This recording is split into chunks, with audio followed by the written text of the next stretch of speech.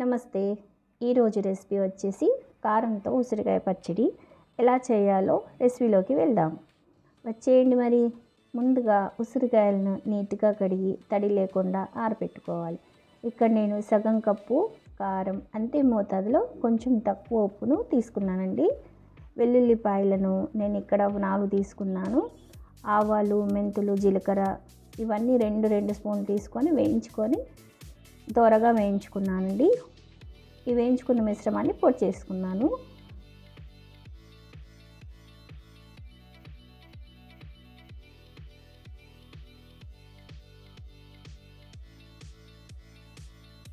ఆ తర్వాత ఉసిరికాయల్ని పసుపు మరియు నూనె, ఉప్పు కొంచెం వేసి మగ్గించాలండి.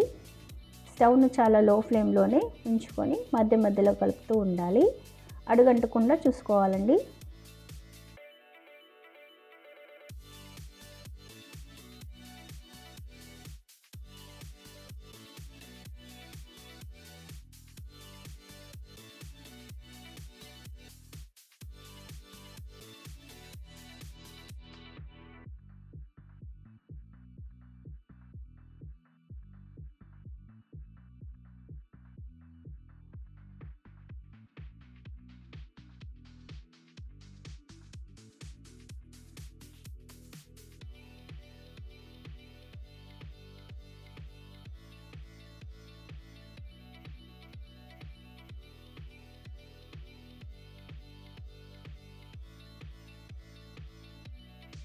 ఇప్పుడు ఒక బౌల్లోకి కారం, ఉప్పు, వెల్లుల్లి రెబ్బలు అన్నీ వేసి బాగా కలుపుకోవాలి.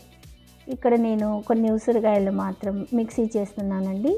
ఎందుకంటే మనకు పచ్చడిలో మంచి గ్రేవీ ఉంటుంది, పచ్చడి కూడా చాలా టేస్ట్గా ఉంటుంది. ఇప్పుడు మిక్సీ చేసుకున్నటువంటి ఈ మిశ్రమాన్ని ఇందులో కలుపుకుందాం. బాగా ముక్కలకు కారం, ఉప్పు అన్నీ పట్టేలా కలుపుకోవాలి.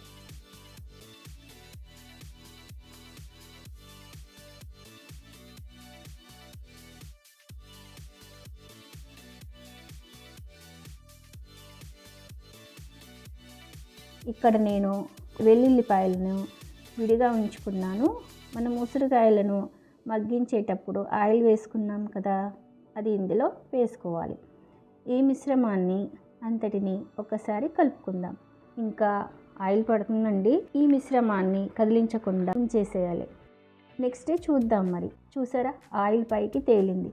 ఈ టైంలో ఒకసారి ఉప్పు, కారం చూసుకోవాలండి. ఎందుకంటే మనం కొన్ని ఉసిరికాయలను మిక్సీ చేసాం కదా, అవి కొంచెం పుల్లగా ఒగరుగా ఉంటుంది. అందుకని కారం లేదా ఉప్పు పట్టే అవకాశం ఉంటుందండి.